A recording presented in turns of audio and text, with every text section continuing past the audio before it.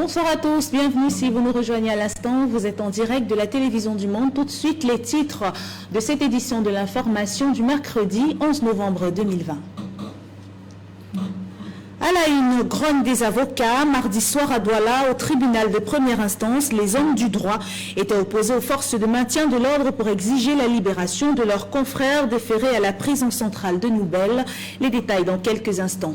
À suivre également dans ce 19h45, les conditions posées par les sécessionnistes pour la libération du chef Nso.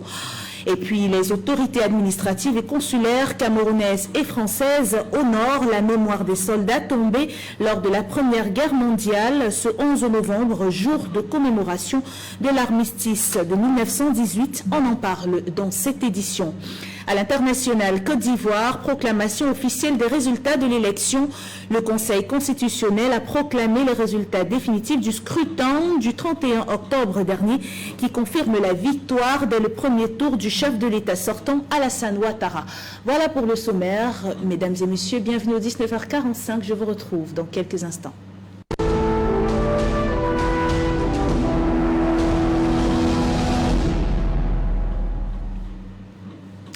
Grogne des avocats hier mardi soir au tribunal de première instance, ici même à Douala. Les hommes de droit se sont opposés aux forces de maintien de l'ordre pour exiger la libération de leurs confrères. Les détails dans quelques instants avec Priscille Messeni.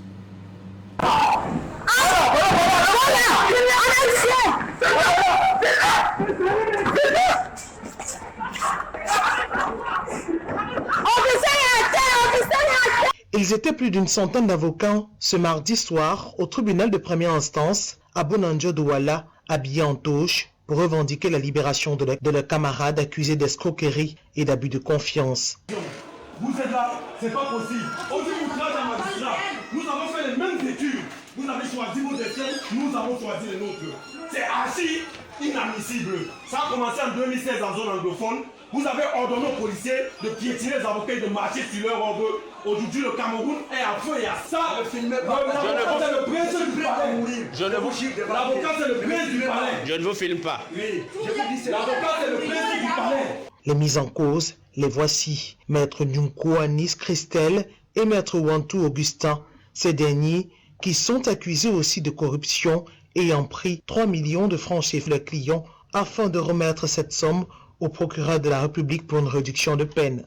Le deal n'ayant pas été respecté, la famille de l'accusé va faire exploser l'affaire. Selon certaines sources, les avocats ne nient pas avoir pris de l'argent, mais précisent que cette somme a été... Le magistrat va arguer d'un outrage à magistrat, tentative de corruption et escroquerie pour mettre immédiatement les deux avocats sous mandat de dépôt à la prison de Nouvelle. Ces deux membres du barreau devraient comparaître ce mardi, jour de l'audience, après l'arrestation des défenseurs du droit. À l'écoute de l'arrestation de leurs confrères, les avocats sont venus de partout pour assister au procès. Des anciens bâtonniers et plusieurs d'entre eux s'étant portés garant au vu de leur requête être rejetés, sans oublier le refus du président du tout mécontentement.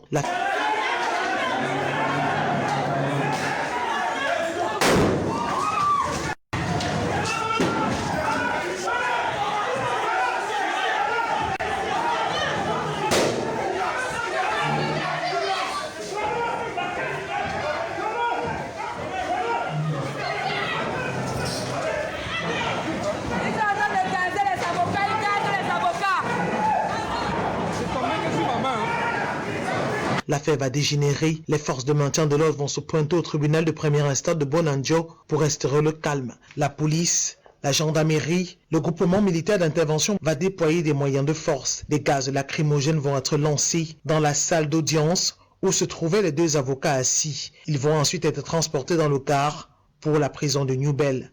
Cette scène va durer une trentaine de minutes avant que les forces de maintien de l'ordre réussissent à disperser tous les manifestants. Malgré leur grand nombre, cette foule d'avocats décidera de battre retraite face à la riposte des forces de maintien de l'ordre. Plusieurs blessés parmi les avocats, certains ont été transportés à l'hôpital militaire de Douala. C'est une affaire à suivre avec la prochaine audience qui est prévue pour le 25 novembre 2020.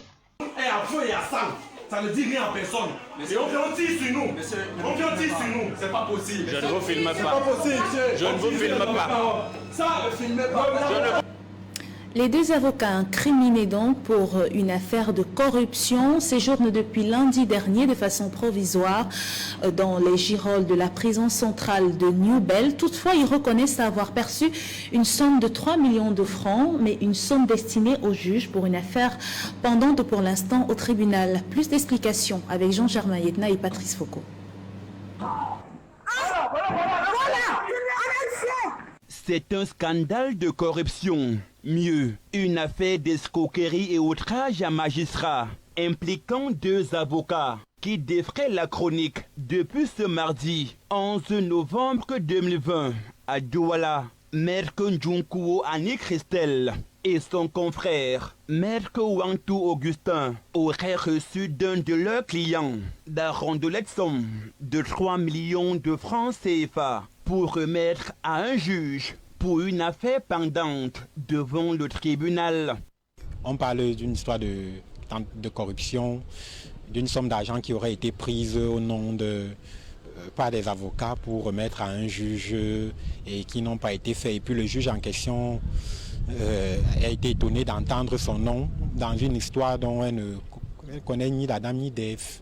Une histoire de corruption qui naturellement salit notre justice que nous nous battons tous, avocats, magistrats, greffiers et tout le reste, dont on veut redorer le blason. Mais quand c'est nous-mêmes encore les acteurs de la justice qui faisons ça. Placé en détention provisoire à la prison centrale de Newbell. Et c'est lors de la première audience de comparution des prévenus, ce mardi, que les avocats ont assiégé le tribunal de première instance de Bonanjo pour demander la libération de leurs confrères. Près d'une centaine d'avocats s'est constitué pour eux hier. On sollicitait du tribunal la mise en liberté, en faisant naturellement cas de toutes les garanties de représentation que ceux-ci pourraient avoir devant le tribunal. C'est une demande légitime, d'ailleurs légale, prévue par la loi. Sauf que le tribunal, après avoir écouté les conseils des prévenus, reçu leur demande, a écouté les réquisitions du parquet et a mis l'affaire en délibéré au 25 novembre prochain, sur la demande de mise en liberté justement. C'est à ce moment donc que les avocats présents et la plupart d'entre eux, parce qu'il faut avouer que certains se sont désolidarisés de ce mouvement désordonné, et vraiment ça n'honorait pas la justice, ce qu'on a vécu hier. Les avocats se sont comportés vraiment comme des badauds, la plupart de ceux qui étaient présents. Ils ont pris carrément la salle d'audience en otage et ils ont déclaré à qui voulait les entendre que leurs deux confrères, prévenus et détenus en l'espèce, ne vont pas rentrer en prison. Ils ont fait des cordons de sécurité autour d'eux et ont empêché non seulement la suite de l'audience, parce que après le juge, le tribunal est revenu pour poursuivre l'audience, mais n'a pas pu, parce qu'ils étaient dans la salle d'audience, sur les bancs, en train de faire des youyou, vraiment comme au marché central. Donc le tribunal n'a pas pu continuer, a été obligé de renvoyer toutes les autres affaires d'office à 1 mois. Et ils ne se sont pas arrêtés là. Ils ont empêché même que leurs confrères détenus soient récupérés par les gardes pénitentiaires et ramenés à la maison d'arrêt. Ils ont fait un cordon de sécurité autour d'eux et ont dit que leurs confrères ne bougent pas. C'est donc là d'attendre jusqu'à très tard dans la nuit que la gendarmerie qui avait été appelée par qui de droit, après moult tractations, moult négociations, moult supplications même, et finalement des sommations à libérer la salle d'audience, ont dû user de la force légale pour extraire les deux concernés et les ramener à la maison d'arrêt, en attendant l'audience du 25 qui est dans 2 semaines. Une solidarité de corps qui a viré aux actes regrettables des acteurs de la justice. Nous nous battons pour un état de droit. Et le principe de l'état de droit, c'est quoi? C'est que tous les citoyens sont égaux devant la loi. Donc l'avocat n'a pas une immunité lorsqu'il s'agit des délits de droit commun. Ils sont prévenus, ils sont soupçonnés d'avoir commis des délits de droit commun. En attendant que l'affaire soit jugée au fond, pour l'instant, ils ne jouissent d'aucune immunité. Ils devraient plutôt faire profil bas avec leur équipe de conseil pour préparer leur défense et peut-être qu'à la fin, le tribunal va les déclarer non coupables. Donc, contrairement à ce qu'on dit, il n'y a eu aucune entrave dans la procédure et les avocats sont mieux placés pour le savoir. Aucune entrave dans la procédure. Une demande est formulée devant le tribunal, comme ça se doit, sur la base des éléments de l'article du Code de procédure pénale. Le tribunal dit « Je réponds à votre demande en 2 semaines ». Vous dites au tribunal « Non, tu vas répondre maintenant ». Ou rien. Et tu vas répondre dans notre sens. Tu vas libérer nos confrères. Sinon, ils ne retournent pas en prison. Sinon, on empêche. L'audience était levée. Ils sont restés séquestrés. Leurs confrères et tous les gardiens pénitentiaires dans la salle. C'est pour ça que la police et la gendarmerie ont dû intervenir pour extraire ces deux et les ramener en prison. L'audience, renvoyée pour le 25 novembre prochain, permettra au tribunal de se prononcer sur cette affaire qui fait assez grand bruit. On tire sur nous. On vient tirer sur nous. C'est pas possible. Je ne vous filme pas. C'est pas possible. Je ne vous filme pas. Et au regard de cette affaire inculpant 2 avocats pour corruption et des heurts qui ont éclaté mardi dernier au tribunal de première instance de Bonanjo, la confiance des Camerounais vis-à-vis de la justice a été fortement impactée. Un constat qui a été fait par notre reporter Jean-Marie Onambélé qui est allé à la rencontre de quelques hommes de la rue. Regardons.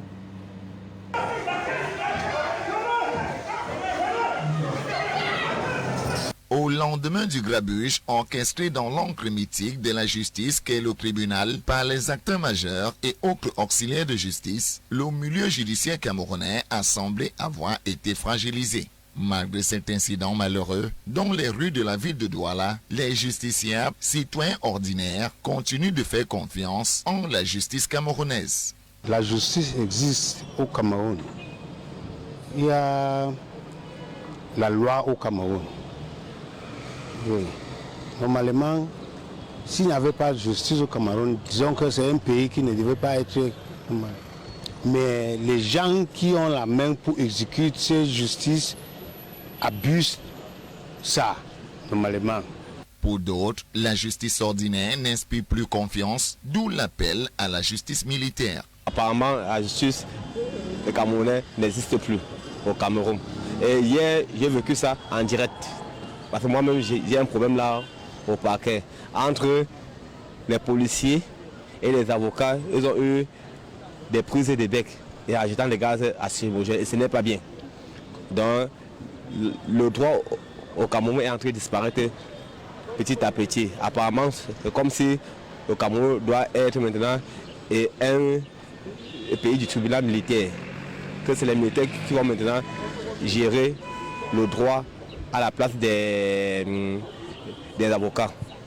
Au-delà des heurts observés hier, dans un tribunal, la situation de la justice camerounaise reste au bon point de l'avis de certains justiciables. Il n'y a pas un pays sans justice. Je crois bien que c'est juste un incident ici qui va se gérer d'un moment à l'autre. Il ne faudrait pas que les gens en fassent des récupérations pour interpréter comme ils peuvent le faire. Moi j'appelle ça un incident. D'ailleurs les chefs vont prendre des dispositions pour que vraiment la situation soit gérée aussitôt. Au demeurant, une solution doit être trouvée par le gouvernement pour l'homme de la rue. Ce qu'il faut vraiment faire, c'est que le gouvernement remette leurs droits. Donc le ministre de la Justice met un point sur ça pour que le droit revienne aux hommes qui ont le droit de juger. Le droit doit donc revenir à ceux qui ont le droit de juger, ceci dans la tranquillité et surtout en toute équité.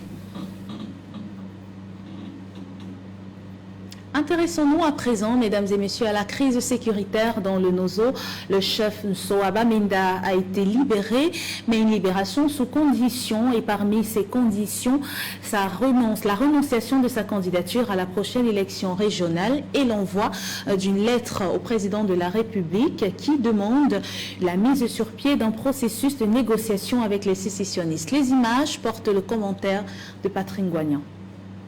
Le Fond de Sceaux est enfin libre depuis ce mardi 10 novembre 2020, après 6 jours passés aux mains des Buwarriors, un groupe armé séparatiste implanté dans la région du nord-ouest Cameroun.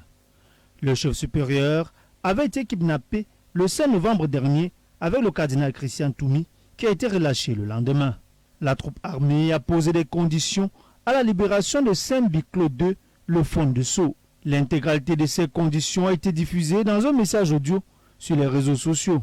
L'on pouvait entendre entre autres que le Fond se désintéresse complètement de tout ce qui a trait à la politique. Le FON, actuellement à Bamenda, ne reviendra à la chefferie de Sceaux qu'après avoir rempli cet accord. Sinon, il pourrait retourner à Yaoundé ou n'importe où ailleurs au Cameroun.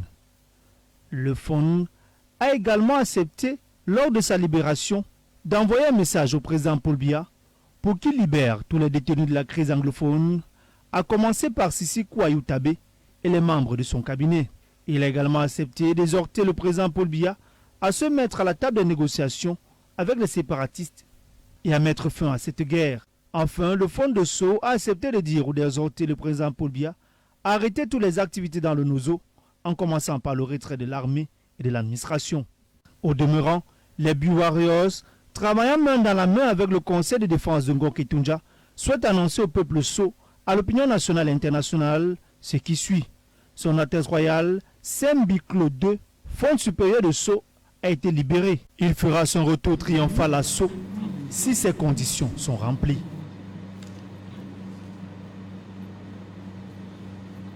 Et toujours au sujet de la crise anglophone, le centre DDR de la ville de Bamenda reçoit le soutien du 2e arrondissement de la ville où le magistrat municipal s'est rendu question d'apporter des denrées alimentaires et des produits de première nécessité aux ex-combattants séparatistes. Patrick Guagnon et Israël Eto. 150 ex-combattants séparatistes du centre de désarmement, de démobilisation et de réintégration de la ville de Bamenda ont reçu la visite d'un hôte de marque. Le maire de Bamenda 2e, Peter Chenui, est venu apporter du soutien à ces combattants, aujourd'hui en quête de réinsertion sociale. Le chef de l'État, le chef des armées, il a signé un décret pour créer ce centre. Et je suis très content que les ex-fighters sont respectés, ils sont de notre chef de l'État. C'est pour ça qu'on est venu ici pour aider les enfants, pour nous dire qu'on est ensemble. S'il y a des problèmes, les communes de Bamenda et derrière tous les ex-fighters qui sont ici. Une fois dans le centre, ces ex-combattants sont soumis à des formations de qualité pour une insertion sociale efficace. Quand ils arrivent ici au centre, nous les accueillons comme des rois. Nous leur ouvrons nos portes, nous leur offrons la sécurité. Ils reçoivent des formations en couture, en mécanique automobile, en secrétariat bureautique. Ils apprennent également l'élevage et bien d'autres choses. À la fin de la formation, ils reçoivent un financement pour se mettre à leur propre compte. Nous profitons également de cela pour inviter tous les autres jeunes qui se retrouvent encore en brousse d'abandonner les armes et de rejoindre le centre de désarmement, de démobilisation, de réintégration tel que voulu par le chef de l'État Paul Biya. C'est tout à fait normal. Vous savez, c'est les enfants qui sont entrés, en brousse par l'influence des drogues. Et certains ont même appris à prendre les drogues en brousse. Bon, mais ici au centre, la consommation de drogue est tellement limitée. Mais nous sommes en train de... Nous avons affaire aux adultes qui de temps en temps peuvent tricher. Mais je crois que notre objectif est de les faire laisser toutes ces choses. Au cours de cette cérémonie, le sous-préfet de Bamenda 2e, Nicolas Congo, a exhorté certains ex-séparatistes indisciplinés du centre à revenir à la raison. Il leur a aussi demandé d'abandonner la consommation des stupéfiants qui nuit gravement à leur état psychique.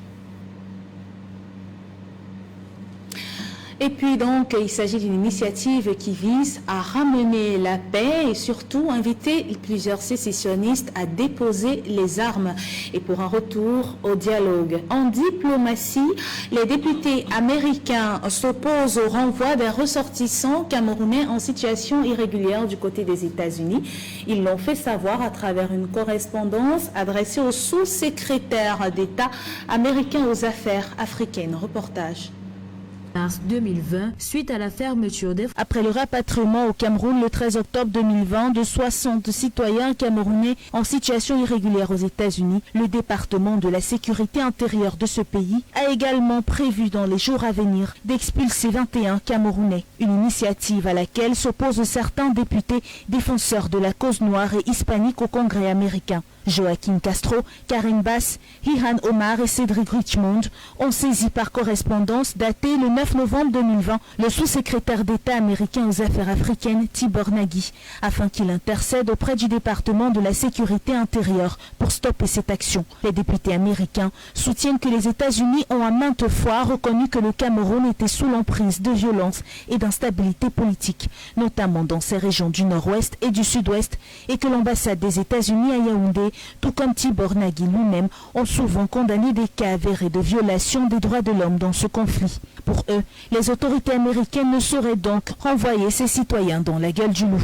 Ils demandent donc d'utiliser tous les outils dont jouit le sous-secrétaire d'État aux affaires africaines pour arrêter les prochains vols et les futures expulsions vers le Cameroun. Convaincu que le diplomate américain peut peser de son poids pour infléchir la position du département de la sécurité intérieure des États-Unis. À présent, rendons-nous à Yaoundé pour nous intéresser à cet arrêté préfectoral interdisant l'accès à tout individu dans le débit de boissons. Un restaurant installé dans le département arborant un sac ou porteur d'un colis suspect. Cet arrêté fait suite aux séries d'explosions enregistrées par les endroits indiqués. Jean-Oscar Libok et Mohamed Essoumba II depuis Yaoundé. Le département du Foundi connaît depuis quelque temps une série d'explosions de bombes artisanales dans les débits de boissons et autres lieux à forte concentration publique, notamment des restaurants, avec en prime des dégâts divers. Et à cet effet, la préfecture du Foundi vient de signer un arrêté le 9 novembre dernier interdisant l'accès dans les débits de boissons et restaurants installés dans le département du Foundi à tout individu arborant un sac ou porteur d'un colis suspect, interpellant ainsi les tenanciers des débits de boissons et responsables des restaurants à plus de vigilance. Je pense que c'est une très bonne mesure, dans la mesure où, à l'heure actuelle, il y a une certaine insécurité, n'est-ce pas, qui est en train de grandir dans les débits de boissons. On a comme l'impression qu'il y a des gens qui pensent que les débits de boissons, n'est-ce pas, ce sont des endroits où n'importe qui peut venir peut-être s'asseoir et préparer son acte, n'est-ce pas, de vandalisme ou acte, n'est-ce pas, de terrorisme. Donc pour nous, c'est une bonne décision. Salutaire, mais l'implémentation qui semble un peu compliquée connaîtra des interprétations selon. Ouais, ne nous permettent pas de recruter peut-être des vigiles pour mettre dans chaque débit de boisson pour faire, n'est-ce pas, ce travail. Mais toutefois, nous disons que nous serons un peu plus vigilants quant, n'est-ce pas, aux clients peut-être suspects.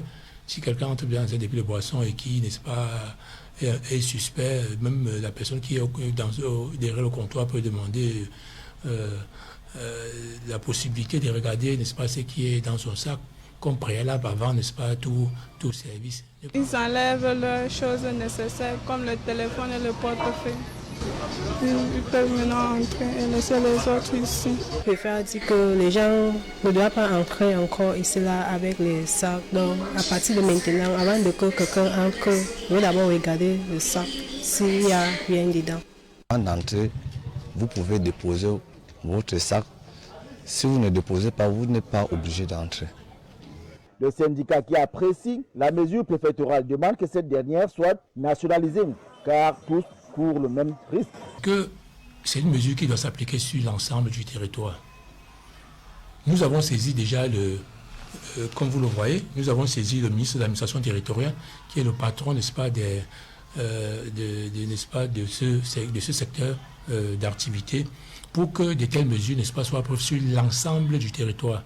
Et cela tombe bien parce que nous, le SINEDEBOC, le syndicat national d'exploitants des débits de boissons du Cameroun, n'est-ce pas, implanté sur l'ensemble du territoire.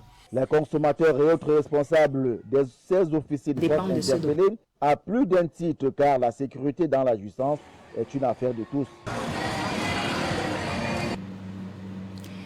Toutefois, les commerçants et vendeurs dans ces espaces publics ont été appelés à plus de vigilance sur la clientèle, mais surtout à une forte coopération avec les forces de maintien de l'ordre.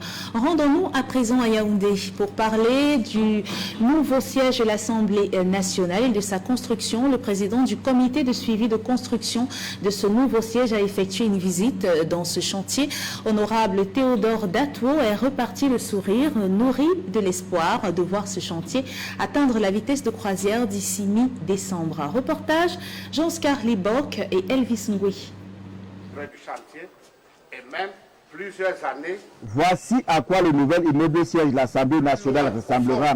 Un joyau dans tous ses sens, construit sans contrepartie par la République de Chine au profit de la République du Cameroun. Ce don du pays habité du Cameroun coûtera plus de 54 milliards de nos francs CFA. L'entreprise chinoise a 42 mois, soit 3 ans et 5 mois, pour faire rayonner cette bâtisse futuriste sur une superficie de 375 000 m² au quartier Ngouakele.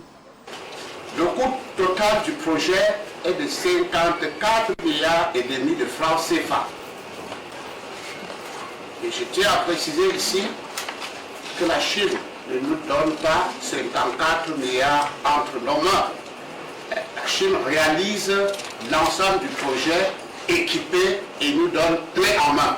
La visite du chantier du chef de projet du bureau de suivi du projet fait ce jour par l'honorable Théodore Datouo, vice-président de l'Auguste Chambre, a permis de constater que ces travaux ont eu un retard de plus de 5 mois, retard dû à la crise sanitaire mondiale, la Covid-19, et à près de 12% de réalisation. Et le comité de suivi rassure que ce retard sera rattrapé d'ici mi-décembre 2020. Je voudrais indiquer que des stratégies sont mises en œuvre, telles que nous avons bon espoir que le chantier atteindra sa vitesse de croisière d'ici la fin du mois de décembre 2020. Ce projet de la construction du nouvel immeuble siège de l'Assemblée nationale entre dans l'engagement et la volonté du chef de l'État à moderniser les institutions nationales. Ce n'est pas nous qui gérons les fonds, c'est la Chine qui gère ces fonds.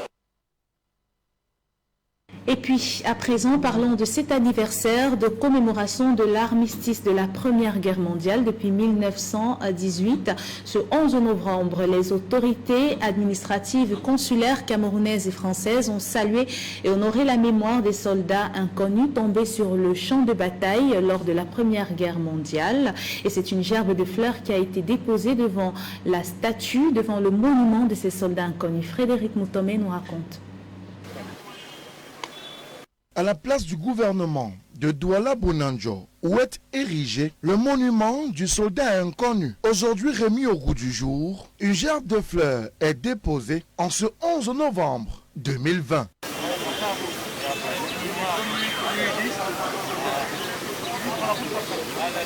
Et sur ce symbole de commémoration, deux bannières, celle de la France et du Cameroun. Nous sommes ici pour commémorer évidemment ceux qui sont tombés au champ d'honneur, non seulement lors de la Première Guerre mondiale, et vous savez que la Première Guerre mondiale elle a concerné aussi votre pays, le Cameroun, mais également tous les combattants qui, dans les guerres qu'ont connues nos deux pays, ont combattu toujours côte à côte.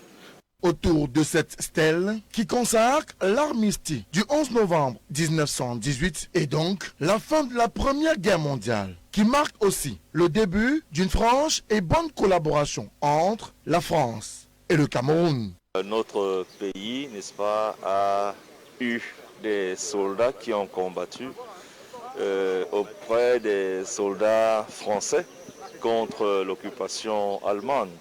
Et c'est pour cela que vous voyez, avec cette cérémonie de l'armistice, de la fin de la Première Guerre mondiale, les anciens combattants camerounais, n'est-ce pas, arborent la tenue qu'ils avaient eu à utiliser pendant cette période. Donc, nous voulons dire que nous sommes et la France qui ont toujours été meilleurs. Et pour ce centenaire de l'inhumation du soldat inconnu, autorités administratives, consulaires, forces de défense et dessus de la Première Guerre mondiale de 1914 à 1918.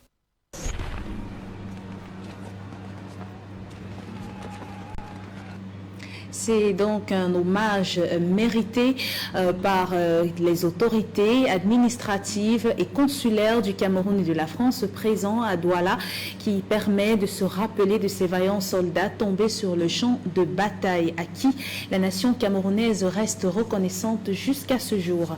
Parlons de fiscalité dans ce journal. Le climat des affaires du Cameroun connaîtra une immersion fiscale incitative en 2021, des facilités contenues dans la loi des finances que le gouvernement compte soumettre au Parlement au cours de la session de novembre.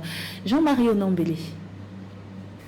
La loi des finances que le gouvernement va soumettre au Parlement au cours du gouvernement camerounais est en train de préparer un cadre fiscal incitatif pour les start-up innovantes dans le domaine des technologies d'information et la communication, regroupées au sein des structures d'encadrement et érigées en centre de gestion à taxes et redéfense, à l'exception des cotisations sociales lors de la sortie de la phase d'incubation, et en cas de cession de la start-up, il sera appliqué un taux réduit de 10% sur la plus-value de cession. En cas d'entrée en phase d'exploitation, l'entreprise bénéficiera pour une période de 5 ans d'une exonération de la patente, des droits d'enregistrement sur les actes de création, de prorogation ou d'augmentation du capital et de toutes les charges fiscales et patronales sur les salaires versés à leurs employés, à l'exception des cotisations fiscales.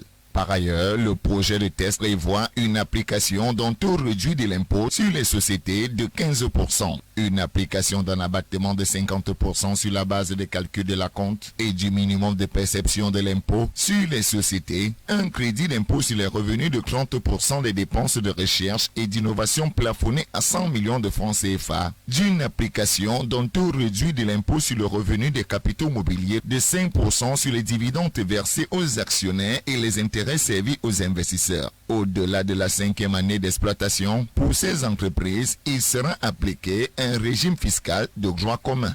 Dans le même sillage, le gouvernement compte aussi prendre des mesures relatives à la promotion du secteur boursier. Ainsi, selon le projet de loi, les sociétés qui procèdent à l'admission de leur action ordinaire à la cote de la bourse des valeurs mobilières auront un taux réduit de l'impôt sur les sociétés à 25% et un taux réduit de 1,5% de la compte et du minimum de perception de l'impôt sur les sociétés. Aussi, les entreprises qui émettent des titres sur le marché obligataire de la bourse des valeurs bénéficieront de l'application d'un taux réduit d'impôt sur les sociétés à 25%. Dans la même veine, les entreprises qui sont réputées faire appel public à l'épargne conformément aux dispositions de l'acte OHADA relatif aux sociétés commerciales et aux groupements d'intérêt économique et qui consentent à admettre et échanger tout ou une partie de leurs titres, de capitaux et de créances à la cote de la bourse des valeurs bénéficieront de l'application d'un taux réduit d'impôt sur les sociétés à 25% à compter de la date de l'admission des titres. Une démarche du gouvernement qui vient inciter à la création des PME et autres entreprises camerounaises qui ont eu à partir en cette année 2020 marquée par la pandémie du coronavirus.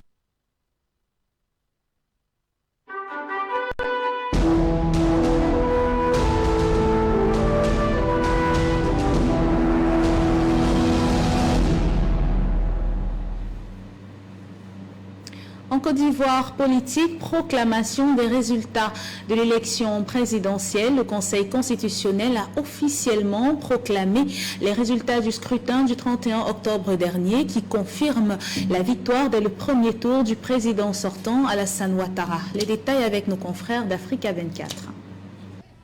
Alassane Ouattara officiellement réélu président de la République en Côte d'Ivoire. Le Conseil constitutionnel a proclamé ce 9 novembre 2020 les résultats définitifs de l'élection présidentielle du 31 octobre. Le Conseil constitutionnel a entériné les résultats provisoires délivrés par la Commission électorale indépendante qui donnait le chef de l'État sortant vainqueur dès le premier tour. Une victoire qui n'a fait l'objet d'aucune contestation. Inscrit 6 66 441. Votant 3 269 813. Suffrages exprimés 3 215 909. Taux de participation 53,90%. Ont obtenu M. Alassane Ouattara 3 031 483 voix, soit 94,27%. Le scrutin a été boycotté par les candidats de l'opposition qui ont appelé à la désobéissance civile. Un appel qui a entraîné des violences qui n'ont pas permis la tenue du scrutin dans certaines localités. En raison de ces événements, la commission électorale indépendante n'a pas été en mesure d'organiser le scrutin pour l'ensemble des 7 495 082 électeurs inscrits sur la liste électorale, mais seulement pour 6 066 441 électeurs répartis entre les 17 601 bureaux de vote au lieu de 22 381 initialement prévus. Considérant cependant que ni la Constitution ni le Code électoral n'imposent au juge constitutionnel un nombre minimum d'électeurs ou de bureaux de vote opérationnels desquels il doit faire dépendre la validité du scrutin pour l'élection du président de la République, qu'il convient en conséquence de déclarer régulier le scrutin du 31 octobre 2020 pour l'élection du président de la République. Par rappel, le chef de l'État ivoirien a été élu pour la première fois en 2010 et réélu en 2015. Il sera investi le 8 décembre 2020. Depuis le scrutin, le pays connaît des troubles sporadiques. Plusieurs responsables de l'opposition qui ne reconnaissent pas les résultats de l'élection présidentielle ont été arrêtés. Fin de ce journal préparé par l'ensemble de la rédaction. Merci de nous avoir suivis. Prenons rendez-vous à 21h dans le cadre du programme Tout au clair. Ce sera une présentation de Frédéric Moutomé et ce sera une émission naturellement retransmise sur la page officielle de LTM Télévision via le réseau social Facebook. Bonne soirée à tous, respectons les mesures barrières. Au revoir.